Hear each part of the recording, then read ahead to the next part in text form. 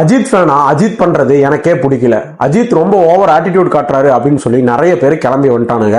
என்ன நடந்ததுன்னு தெரியாமையே அவரை பார்க்க வந்த ஃபேன்ஸ் எக்ஸைட்மெண்ட்ல அந்த ரேசிங்கோட வாக் கிரிட் ஏரியால நடந்து போயிருக்காங்க. அப்படி அவங்க நடந்து போகும்போது பக்கத்து டீமா இருக்கிற ரேசிங் டீமோட கார்ல தொட்டு போட்டோ எடுத்து அந்த கார் மேல விழுந்து விளையாடி இருக்காங்க.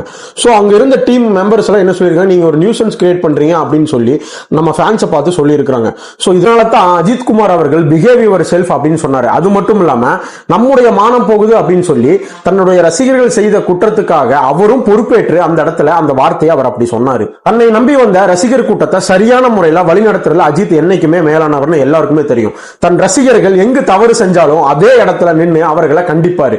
இன்னைக்கும் தமிழகத்துல பல நடிகர்கள் இந்த மாதிரி செய்வாங்களா அப்படின்னு சொல்லி கேட்டா அது கேள்விக்குறியானதுதான். ரேஸ் முடிஞ்சாலுமே பல மணி நேரம் காத்திருந்து ஆயிரக்கணக்கான ஃபேன்ஸ்க்கும் போட்டோ கொடுக்கிற அவர ஆட்டிடியூட் காட்டுவாரு.